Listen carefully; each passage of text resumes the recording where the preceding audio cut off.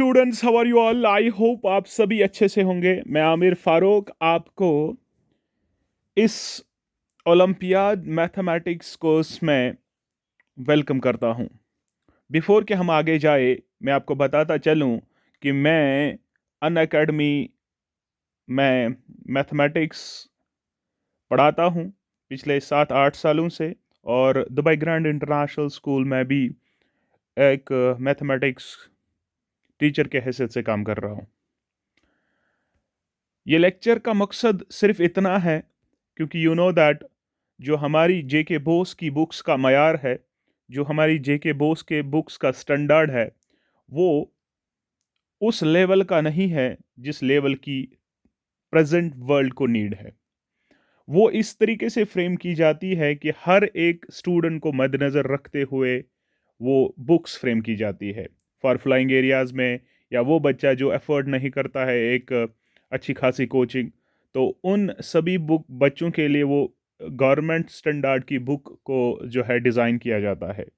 लेकिन present situation में अगर हम देखो, हमारे कॉम्पिटिटिव लेवल एग्जामिनेशंस में आपके हाई स्टैंडर्ड्स की नीड है। आपको अपडेट करना होता है अपने आप को, जैसे मटेरियल जो भी आपको मिले, जहाँ से मिले मिले उससे कोई मसला नहीं है। मसला ये है कि आप कितना खुद को अपडेट करते हो एज पर द नीड। क्योंकि हमने ये कोर्स सिर्फ उन बच्चों के लिए डिज़ाइन करा है जिन बच्चों को शौक है अपने मैथमेटिक्स को स्ट्रॉन्ग करना और हर एक कंसेप्ट चैप्टर्स के रिलेटेड पढ़ना। ये ओलंपियाड के इस कोर्स में आपकी स्टैंडर्ड जो आपकी जो बुक है वो ऑलरेडी जो है सारी कंप्लीट हो जाएगी, लेकिन साथ साथ उसके अलावा हमारे पास जो भी कॉम्पिटिटिव लेवल एग्जामिनेशंस होते हैं स्टेट लेवल नेशनल लेवल में, आपके इन क्लासेस के लिए, क्लास 6th और 7th के लिए, उस अकॉर्डिंग जितना सिलेबस आपको नीड है, जितनी भी कंटेंट की आपको नीड है, वो सारा कंटेंट आपको यही से प्रोवाइड किया जाएगा। आपको टेस्ट लिए जाएंगे, प्रैक्टिस सेशंस दिए जाएंगे। जो ही आप इस कोर्स के टेलीग्राम ग्रुप को ज्वाइन करोगे, तो अकॉर्डिंगली कुछ टाइम के बाद, वंस चैप्टर 1-2 ख़त्म होंगे, उसके बाद आपको पूरी तरीके से स्टैंडर्ड वाइज एग्जामिनेशन लिए जाएंगे और पूरी तरीके से तैयार किया जाएगा। तो I request everyone, please join and learn mathematics. ठीक है, तो टाइम वेस्ट नहीं करें। एज यू नो कि हमारे इस कोर्स में हमने क्लास 6th और 7th, ये क्लास 6th एंड 7th के लिए हैं। 6th और 7th, चूंकि हमारे 6th क्लास में भी जो भी चीज़ें मिलेंगे वो भी नीड है। 7th क्लास में अच्छा खासा स्टैंडर्ड होता है, और यही चीज़ें यहाँ पर ही बच्चे की फाउंडेशन होती है। बेटे, यहाँ पर जो भी चीज़ें आपको पढ़नी है, उन चीज़ों को आपको क्या करना है, अपनी एक कॉपी बनानी है, उस कॉपी पे उतारना है, हर एक मटेरियल अपने पास रखना है और उसको साथ साथ रिवाइज करना है। ठीक है, तो हमारा जो इस लेक्चर का जो टॉपिक रहेगा, विषय रहेगा, that is lines and angles. Lines and angles, बेटे याद रखिएगा, आपको यहां पर हम सिर्फ हाई स्टैंडर्ड वाला नहीं पढ़ेंगे, बिल्कुल जीरो से स्टार्ट करेंगे। जहां से आपको नीड है, जहां पर आपको जरूरत है, वो सारी चीजें आपको यहां पर हम क्लियर कर दीजिएंगे। बिल्कुल जीरो से स्टार्ट करेंगे। इसलिए अगर आपने रफ अभी तक नहीं निकाला, आप रफ निकालिए, और जो भी चीज़ें मैं यहाँ पर लिख दूँ, जो भी चीज़ें यहाँ पर आपको बोले जाएंगे, उनको नोट करिए और ज़्यादा से ज़्यादा रिवाइज करिए। बेटे, सबसे पहले अगर हम लाइंस एंड एंगल्स की बात करें, तो पहली चीज़ जो हमें पढ़नी है, दैट्स कॉल्ड पॉइंट। पॉइंट होता क्या है बेटा? अगर मैं आपको बोलूं पॉइंट क्या है, तो आपके जहन में एक डॉट आता है। तो मैं फॉर एग्जांपल अगर एक ऐसा डॉट डालूं फिर लिखूं पी, आप सभी बोलोगे sir this is point P, but actually ये पॉइंट है क्या? तो बेटे ए याद रखिएगा, पॉइंट एक लोकेशन होती है किसी भी प्लेन में। अगर एक प्लेन में मुझे किसी पर्टिकुलर लोकेशन को रिप्रेजेंट करना है, दिखाना होगा, तो हम पॉइंट का इस्तेमाल करते हैं। हम बोलेंगे ये वाला पॉइंट पी है, ये वाली लोकेशन पॉइंट क्यू है। यानी एक पर्टिकुलर लोकेशन को दिखाने के लिए हम पॉइंट का इस्तेमाल करते हैं, और इस पॉइंट को दिखाने के लिए हम यूज करते हैं डॉट। ठीक है, समझ आ रहा है? तो क्या लिखेंगे बेटे, बिल्कुल जीरो से, we use a dot like point P. ठीक है, ऐसे डॉट में यूज करता हूं पॉइंट के लिए। और इसकी डेफिनेशन क्या है बेटा? तो डेफिनेशन इसकी है, a point is a location, a point is a location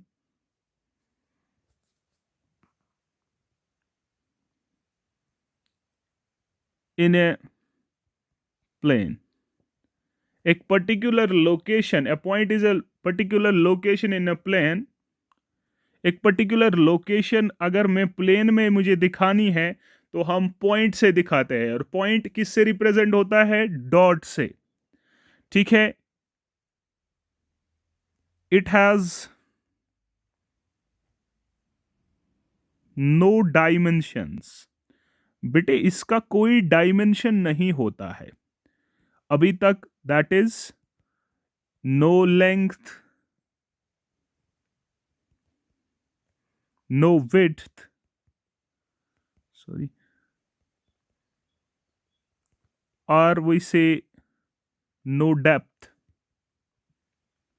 ठीक है, बिल्कुल जीरो से स्टार्ट कर रहे हैं बेटे। आपके पास एक पॉइंट जो होता है मेरे बच्चे, वो एक ऐसे एक लोकेशन होती है प्लेन में, जिस पॉइंट को हम डॉट से रिप्रेजेंट करते हैं। और याद रखिएगा, पॉइंट जो मेरे पास है ये एक लोकेशन है प्लेन में जिसका कोई डायमेंशन नहीं होता है, ना उसकी लेंथ होती है ना उसकी ब्रेड्थ होती है।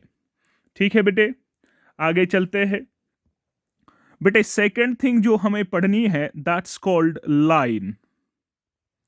सर है क्या ये लाइन? अगर आपको भी मैं बोलूं व्हाट इज ए लाइन, तो आप बोलोगे सर लाइन एक स्ट्रेट पाथ है जिसको हम एक्सटेंड कर सकते हैं एंडलेसली, जिसको हम बढ़ा सकते हैं। यहां पर डेफिनेट लेंथ नहीं होती है लाइन की, लाइन का एंड पॉइंट नहीं होता है। क्या होता है बेटा? A line is a straight path. A line is a straight path which can be extended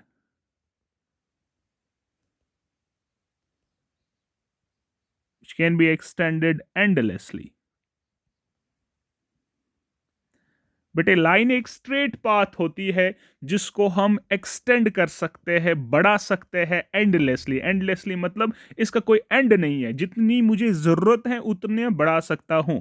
बेटे किस तरीके से? अगर मैं आपको बोलूं ये मेरे पास एक लाइन है, तो इस आपने देखा होगा वहां पर होता है ए और बी। इसका बेटा मतलब नहीं है ए बी और इसके इसके एंड पॉइंट्स है, नहीं। इसको हम बढ़ा सकते हैं। लाइन इस तरीके से रिप्रेजेंट की जाती है, ये रिप्रेजेंटेशन होती है, मतलब नाम देने के लिए हम ऐसे लिखते हैं।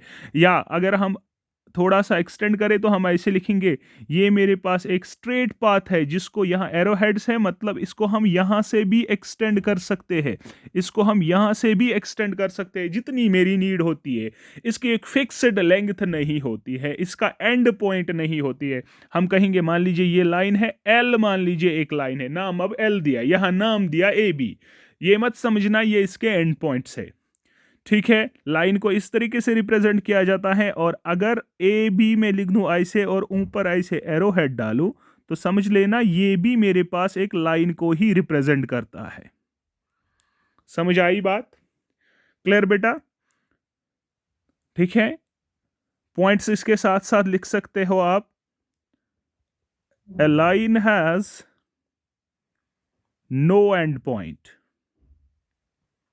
लाइन का कोई एंड पॉइंट नहीं होता है बेटा। ठीक है, इसी के साथ इसकी और एक पॉइंट को लिख सकते हैं, a line does not have a definite length। Definite length नहीं होती है लाइन की। समझ आ रही बात? So this is a line, representation इस तरीके से है। और आगे हम चलेंगे बेटे, third important thing that we have to understand, that's called line segment.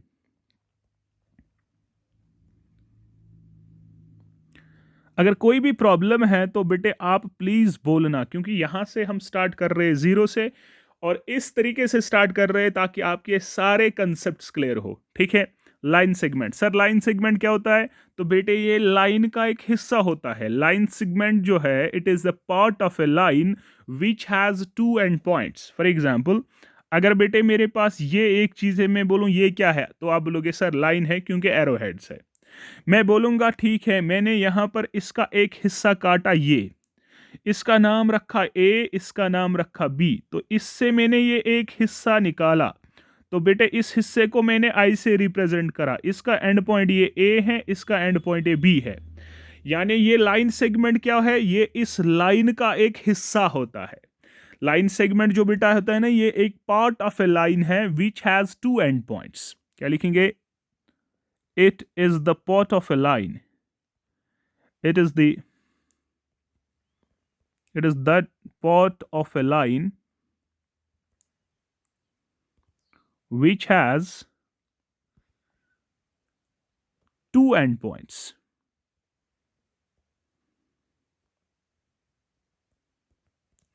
ये बेटे एक ऐसा पार्ट होता है लाइन का जिसके दो एंड पॉइंट्स है।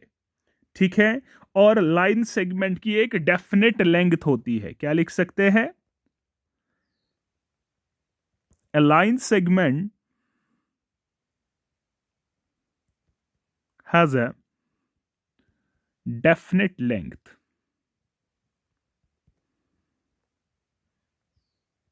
लाइन सेगमेंट की एक डेफिनेट लेंथ है। और रिप्रेजेंट कैसे किया जाता है? सर ये ऐसे रिप्रेजेंट किया जाता है। और अगर मैं आपको लिख दूं ये ए बी है, ऊपर एक ऐसी लाइन डालूं, तो ये चीज जो है ना रिप्रेजेंट करती है लाइन सेगमेंट। तो इसका मतलब ए बी जो है एक लाइन सेगमेंट है, इसका मतलब ए बी एक लाइन सेगमेंट है, इसका मतलब लाइन जो है रिप्रेजेंट की जाती है। सो this is the definition of line segment, or this is the definition of line, and this one is the definition of point. I hope you people are very much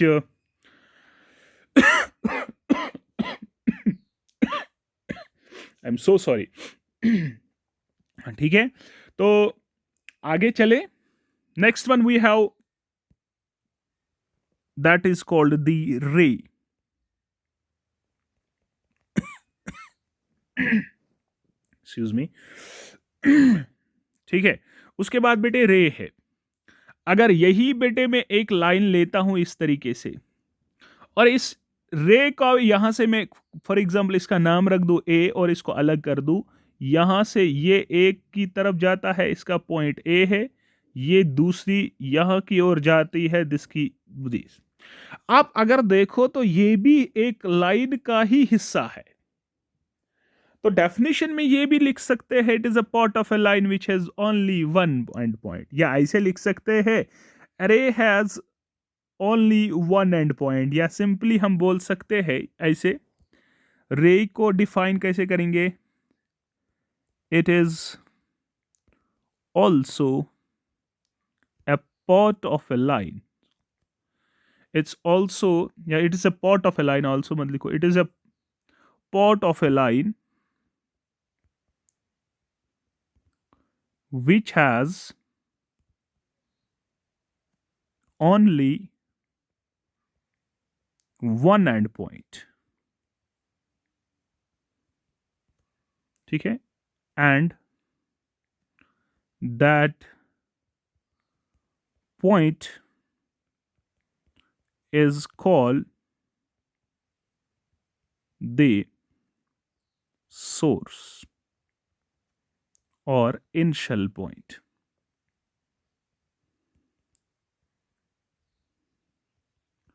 ठीक है, हमारे पास line segment जो होता है उसके दो end points है। रे जो मेरे पास होता है ना, उसका एक ही एंड पॉइंट है। जैसे बेटे मैं ये लिख दूं, ये मेरे पास एक रे है, इसका नाम फॉर एग्जांपल ए रख दूं, इसका रख दूं बी। ये एरो मतलब ये कंटिन्यू जा रही है यहां तक। ये पॉइंट बी इसका एंड पॉइंट नहीं है, ये रिप्रेजेंट है, नाम नाम दे रहा हूं, इस तरीके से इसको रिप्रेजेंट किया जाता है। ये एंड पॉइंट है, ये बी इसका एंड पॉइंट नहीं है, इसका एक ही एंड पॉइंट है। एंड दिस ए पॉइंट जो है ना, इसको हम बच्चे क्या कहते हैं सर? इसको हम कहते हैं इनिशियल पॉइंट। क्या कहते हैं? Initial point. या इसको हम कहते हैं सोर्स। क्या कहते हैं? सोर्स। जहां से रे निकलेगी उसे सोर्स कहते हैं, इनिशियल पॉइंट कहते हैं, स्टार्टिंग पॉइंट कहते हैं। समझ आ रही है बात? और इसके कितने एंड पॉइंट्स है? ओनली वन एंड पॉइंट है sir, only one and point है। ये हमने रे को डिफाइन किया। ठीक है बेटे। और अगर इस तरीके से आपने कभी देखा ए बी और एक ऐसी है, तो ये भी बेटे रे को ही रिप्रेजेंट करता है। दिस इज रिप्रेजेंटेशन ऑफ रे। क्लियर? समझ आया बेटा? आई थिंक आपको ये सारा समझ आया होगा। अगर कोई भी प्रॉब्लम है प्लीज कमेंट सेक्शन में मेंशन करिए, हम वो चीज आपको डिफाइन करेंगे। अभी बेसिक चीजें हम पढ़ रहे हैं, हमने कोई भी ऐसे कंसेप्ट नहीं छेड़ा अभी जो आपको टफ लगेगा। Now second thing, second part हम कहेंगे इस चीज का क्या है? Two lines can be related to each other in 4 different ways. बेटे अगर आपके पास दो लाइन्स होंगे, हम दो लाइन्स को रिलेट कर सकते हैं 4 डिफरेंट वेज में। क्या लिखेंगे? टू लाइन्स जो मेरे पास होंगे, two lines can be related to each other in 4 different ways.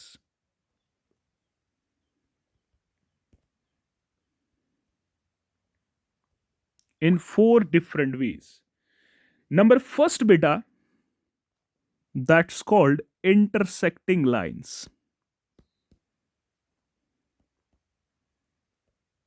Intersecting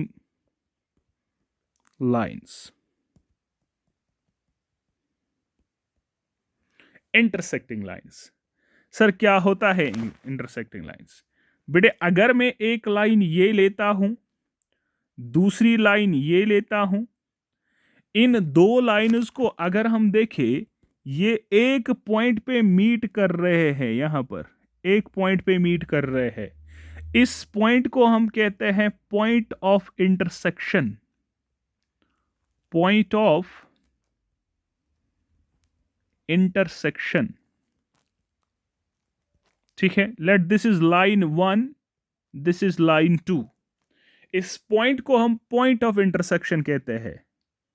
तो क्या लिखेंगे? इंटरसेक्टिंग लाइन्स क्या होते हैं? Lines that have just one point in common is called intersecting lines. क्या लिख सकते बेटे? Lines that have just one point in common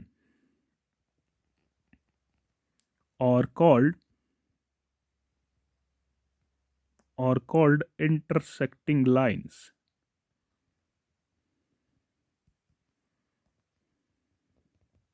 ठीक है, ये मेरे पास L1 और L2 इंटरसेक्टिंग लाइंस है।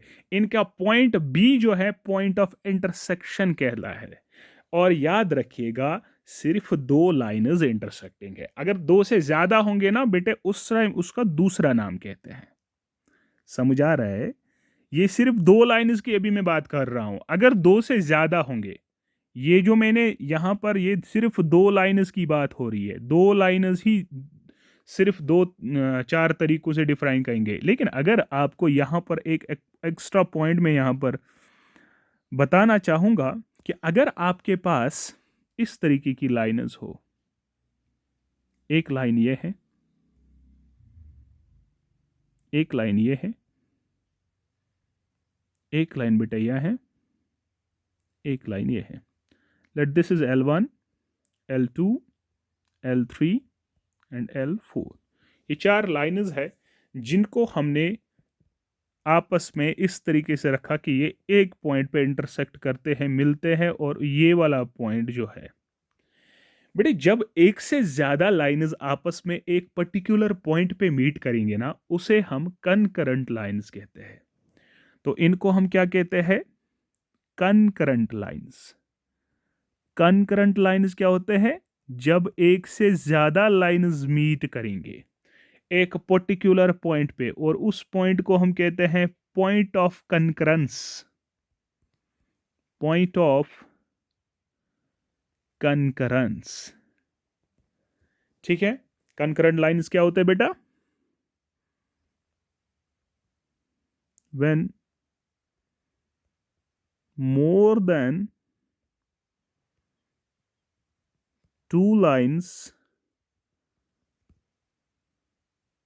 when more than two lines meets at a common point, at a common point, when more than two lines meets at a common point, those lines are concurrent lines। Concept समझेगा। अगर आपको grammar इधर उधर हो जाएगा कोई मसला नहीं है। मैथमेटिक्स में आपको ग्रामर नहीं, कंसेप्ट देखा जाता है, ठीक है। ग्रामर इंग्लिश में आप अच्छे से पढ़ो, लेकिन बेटे मैं चाहता हूं कि आप कंसेप्ट्स अच्छी तरीके से, जो है ये इस टॉपिक में एक्स्ट्रा एक टॉपिक था कनकरेंट लाइंस। हम सिर्फ दो लाइंस की बात कर रहे हैं अभी, ठीक है बेटा। नेक्स्ट हमने पढ़ा पहले इसमें इंटरसेक्टिंग लाइंस, फिर हमने इसी के साथ एक टॉपिक पढ़ा कनकरेंट लाइंस। तो नेक्स्ट वन हमारे पास है पैरेलल लाइंस। पैरेलल लाइंस बेटे, व्हाट आर पैरेलल लाइंस? क्या होते हैं पैरेलल लाइंस? जब आपको एक सेम प्लेन पे, ऐसा नहीं है मैं एक लाइन एक बोर्ड पे लूं, दूसरा घर के बोर्ड में लूं, एक स्कूल के बोर्ड में डालूं, दूसरी घर के बोर्ड में डालूं, मैं बोलूंगा वो मीट नहीं कर रहे तो वो पैरेलल लाइंस है? नहीं बेटा, एक सेम प्लेन में या तो एक ही बोर्ड पे डालने हैं, एक ही पेज पे डालने हैं, एक ही प्लेन पे डालने हैं। This board is a plane. ये यहां पर एक एरिया जो मेरे पास है ना, जिसपे मैं लिख रहा हूं, एक प्लेन है। प्लेन होता क्या है?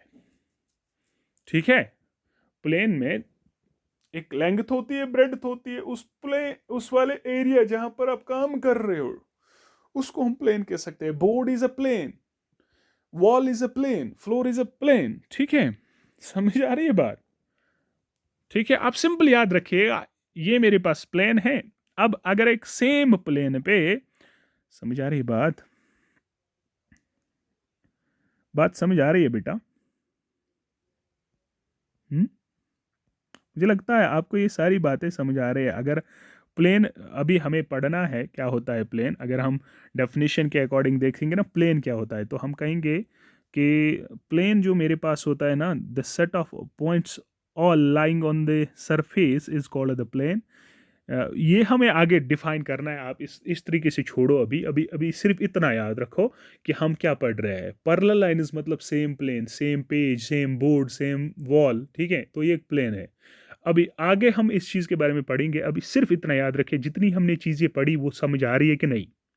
ठीक है। नाउ पैरेलल लाइंस बेटे, पैरेलल लाइंस वो दो लाइंस है इस तरीके से, ये एक लाइन है, ये मैंने दूसरी लाइन ड्रा करी। अगर मैं इसको कितना भी एक्सटेंड करूं ये मीट नहीं करेंगे। हमारे पैरेलल लाइंस भी मीट नहीं करते हैं। लेकिन इसकी डेफिनेशन क्या है? तो आप अगर यहां पर परपेंडिकुलर डिस्टेंस देखोगे इन लाइंस के बीच में, ये एक लाइन है फॉर एग्जांपल, परपेंडिकुलर मतलब ये लाइन जो है 90 के बनाती है इसके साथ। कहीं पर भी परपेंडिकुलर डिस्टेंस डालो। अगर दो लाइंस के बीच में परपेंडिकुलर डिस्टेंस, ये परपेंडिकुलर डिस्टेंस है, ये परपेंडिकुलर डिस्टेंस है, अगर किसी भी दो लाइंस के बीच में परपेंडिकुलर डिस्टेंस सेम होगी, अब देखो ये सेम होगी, अगर ये perpendicular distance between two lines same होगी, उन दो लाइन्स को हम पैरेलल लाइन्स कहते हैं। यानी L1 is parallel to L2 when the perpendicular distance between these two lines at any point is equal। ठीक है, समझ आया? या सिंपल हम बोलते हैं जो दो लाइन्स एक पर्टिकुलर प्लेन पे है और कभी मीट नहीं करेंगे एक्सटेंशन पे, यानी बढ़ाने पे वो मीट नहीं करेंगे। और वो कब मीट नहीं करेंगे? जब उनके बीच की परपेंडिकुलर डिस्टेंस सेम है कि नहीं? तो क्या लिखेंगे बेटा? Lines that lie in a same plane but never intersect when if produced endlessly in both the directions are called parallel lines। ठीक है, लिखते हैं, मैं आपको लिखाऊंगा डेफिनेशन, क्योंकि बेटे आपको अच्छी तरीके से ये सारा पढ़ना है, इसलिए डेफिनेशन में लिखाऊंगा। ठीक है, क्या लिखेंगे? Lines that lie in the same plane but never intersect even if produced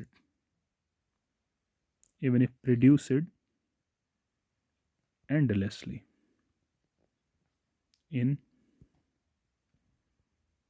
both directions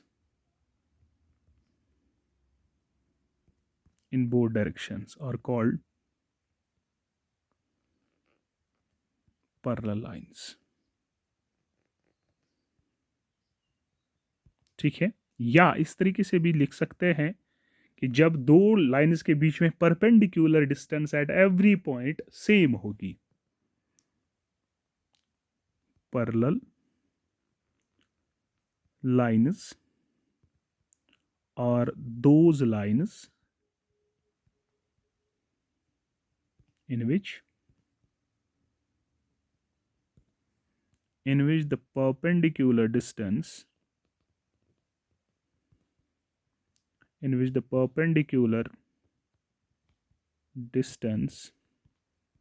is same at every point। ठीक है बच्चे, आई थिंक समझ आ रहा होगा है, आया? समझ आया कि नहीं? दीज आर पैरेलल लाइन्स बेटे। जब दो लाइन्स के बीच में, तो बेटे आपको मैं बोलूं, क्या ये पैरेलल है? ये पैरेलल है? सर ये पैरेलल नहीं है। क्यों? क्योंकि अगर मैं इसको बढ़ाऊं ना, ये आपस में मीट करेंगे, ये मीट नहीं करने चाहिए, तो ये पैरेलल लाइन्स नहीं है। लेकिन ये पैरेलल लाइन्स है। ठीक है, ये पैरेलल लाइन्स है? सर नहीं, क्योंकि अगर मैं इसको एक्सटेंड करूं तो ये मीट करेंगे, तो ये पैरेलल लाइन्स नहीं है। ठीक है बेटा, नेक्स्ट हमारे पास परपेंडिकुलर लाइन्स। बेटे इंपॉर्टेंट चीजें मैं पढ़ा रहा हूं, ध्यान रखिएगा। नेक्स्ट वन है perpendicular lines.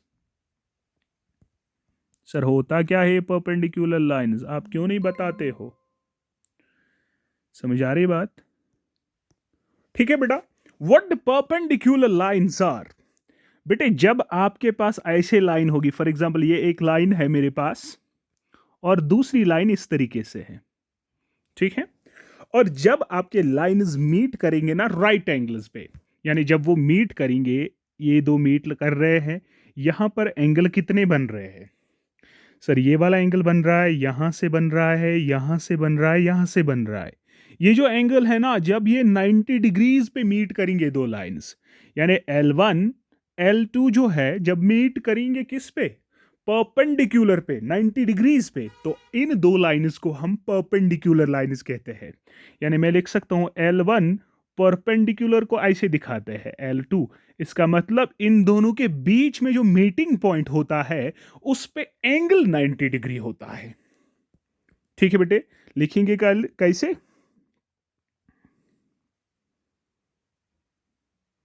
Two intersecting lines, two intersecting lines that form a right angle, that form a right angle are called perpendicular lines.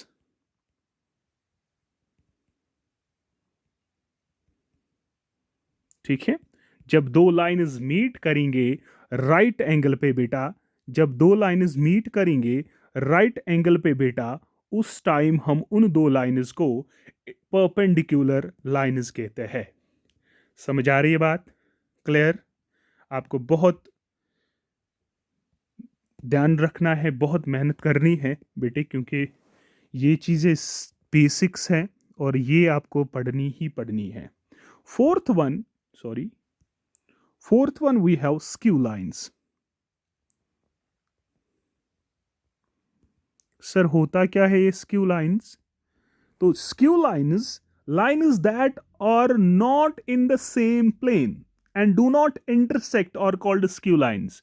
देखो, अगर सेम प्लेन पे होंगे और मीट नहीं करेंगे वो पैरेलल लाइन्स होते हैं। लेकिन अगर आपके पास सेम प्लेन पे नहीं है, लाइक मैं आपको बताता चलूं, मेरे पास एक प्लेन ये है, ये मैंने एक प्लेन बनाया, ठीक है, हाँ सर बनाया, ठीक। दूसरा प्लेन मैंने यहां से खड़ा किया, यहां से ये मैंने खड़ा किया दूसरा प्लेन, ये मैंने दूसरा प्लेन यहां से खड़ा किया, ठीक है, ये दूसरा प्लेन है, ये यहां से दूसरा प्लेन है, ठीक है, एक प्लेन यहां से, दूसरा प्लेन यहां से, ठीक है, बात समझ आ रही है?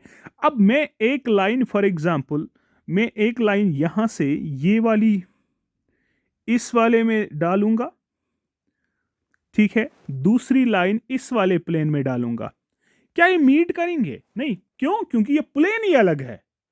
जब दो लाइन्स मीट नहीं करेंगे, इंटरसेक्ट नहीं करेंगे और दो अलग अलग प्लेन्स पे होंगे, उनको हम स्क्यू लाइन्स कहते हैं। या अगर फॉर एग्जाम्पल मैं एक प्लेन यहां से बनाऊं और इस पे कोई लाइन ऐसे रख सकता हूं, फॉर एग्जाम्पल मैंने इसका नाम रखा फॉर एग्जाम्पल L1, ठीक है, दूसरी लाइन में यहां पर ऐसे ऐसे यहां से डालूंगा, ये दूसरे प्लेन पे है, इस वाले प्लेन पे नहीं है, इस वाले प्लेन पे नहीं है। अगर मैं इसको एक्सटेंड करूं तो ये आपस में मीट कहीं नहीं करेंगे, ये अलग प्लेन पे है, ये वाली लाइन जो मेरे पास है ये अलग प्लेन है। तो ऐसी दो लाइन्स को हम स्क्यू लाइन्स कहते हैं। क्या कहेंगे बेटे? Lines that are not in the same plane and do not intersect are called skew lines। ठीक है, उनको हम स्क्यू लाइन्स कहते हैं। तो स्क्यू लाइन्स क्या होते हैं बेटा? जो दो लाइन्स मीट नहीं करेंगे और अलग अलग प्लेन पे होंगे, उन्हें स्क्यू लाइन्स कहते हैं। ठीक है, समझ आ रही है बात बेटा? तो आई थिंक इस लेक्चर में इतना काफ़ी है। थोड़ा थोड़ा ही पढ़ेंगे, लेकिन जितना भी पढ़ेंगे वो बहुत बेसिक से पढ़ेंगे और उस लेवल तक जाएंगे जहां पर आपको नीड है। बेटे, हमने लाइंस एंड एंगल्स एक ज्योमेट्री का टॉपिक है, उसमें हमने सीखा कि पॉइंट क्या होता है। पॉइंट एक पर्टिकुलर लोकेशन को रिप्रेजेंट करने के लिए जो क्वांटिटी इस्तेमाल होती है, दैट्स अ पॉइंट।